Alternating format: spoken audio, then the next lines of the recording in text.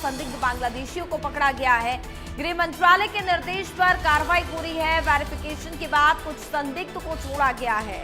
4 holding centres पर संदिग्ध को रखा गया है। तो बड़ी जानकारी आप तक पहुंचा रहे हैं। वेरिफिकेशन के बाद कुछ संदिग्ध को छोड़ा गया है। 4 होल्डिंग सेंटर्स पर संदिग्धों को रखा गया है।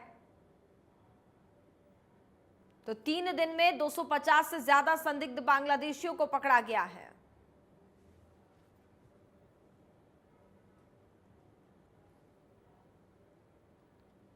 लगातार संदिग्ध बांग्लादेशियों की धरपकड़ यहां पर जारी है। 3 दिन में 250 से ज्यादा संदिग्ध बांग्लादेशियों को पकड़ा गया है।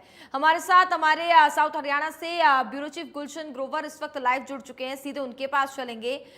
गुलशन, जिस तरीके से बांग्लादेशियों की धरपकड़ यहां पर की जा रही है, पिछले 3 दिन के रिकॉर्ड को अगर हम देखें तो 250 से ज्यादा ऐसे संदिग्ध बांग्लादेशी हैं जिनको फिलहाल पकड़ा गया है। कार्रवाई यहां पर प्रशासन की तरफ से तेज कर दी गई है। क्या आगे अपडेट अभी मिल पा रहा है? देखिए, गुड़गांव पुलिस इस समय जिन बांग्लादेशी नागरिकों को पकड़ा है उनकी वेरिफिकेशन कर रही है। कोई बांग्लादेशी आसाम का रहने वाला है, कोई वेस्ट बंगाल का रहने वाला है, इस तरीके से अलग अलग जिले के रहने वाले हैं। सबके आधार कार्ड देखे जा रहे हैं, सबके वोटर कार्ड देखे जा रहे हैं, सबकी वेरिफिकेशन की जा रही है कि क्या ये व्यक्ति वेस्ट बंगाल से हैं या और जगह से हैं। जो रोहिंग्या मुसलमान हैं उनके खिलाफ जो है इस समय हरियाणा पुलिस काम कर रही है। अगर मैं 3 दिन की बात करूं तो 3 दिन में लगभग 250 से ज्यादा बांग्लादेशी नागरिकों को पकड़ा है। उन्हें 4 स्थानों पर रखा गया है। उनके लिए 4 होल्डिंग सेंटर अलग अलग बनाए गए हैं जहां पर उन्हें रखा गया है, चाहे वो बादशाहपुर इलाका हो या सेक्टर 10 इलाका हो, मानेसर इलाका हो। इसी तरीके से 4 स्थानों पर रखा गया है। वहां पर पुलिस उनसे उनके आधार कार्ड देख रही है और वोटर कार्ड देख रही है। उसके बाद जिस भी जिले के वो रहने वाले हैं वहां की पुलिस से संपर्क कर रही है। पुलिस उनकी वेरिफिकेशन वहां पर मौके पर जाकर चाहे वो असम से हैं या वेस्ट बंगाल से हैं, वहां पर उनकी पुलिस वेरिफिकेशन कर रही है।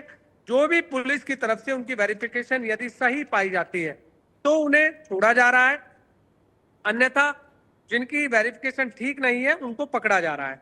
तो अभी तक ऐसे कई संदिग्ध जो इस समय बांग्लादेशी नागरिक हैं उनको जिनको पकड़ा है, कुछ को छोड़ा भी गया है, लेकिन कुछ की वेरिफिकेशन नहीं भी मिली है। लगातार गुड़गांव पुलिस की ये कार्रवाई अभी भी जारी है। जहां जहां भी गुड़गांव के अंदर बांग्लादेशी नागरिक रह रहे हैं वहां वहां उनको पहले जो होल्डिंग शेल्टर जो बनाए गए हैं वहां पर उन्हें लाया जा रहा है। उनसे उनके आईडी प्रूफ मांगे जा रहे हैं, उसके बाद उनकी वेरिफिकेशन की जा रही है।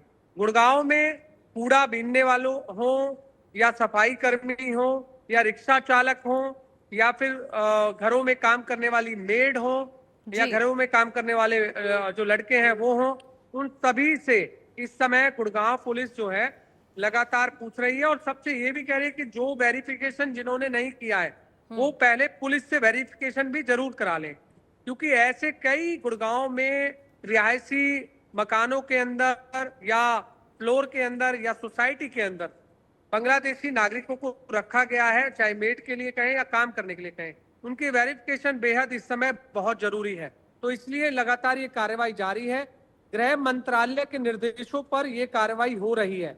हालांकि अभी तक हरियाणा पुलिस इस पूरे गृह मंत्रालय के निर्देशों के अनुसार लगातार बांग्लादेशी नागरिकों की धरपकड़ कर रही है।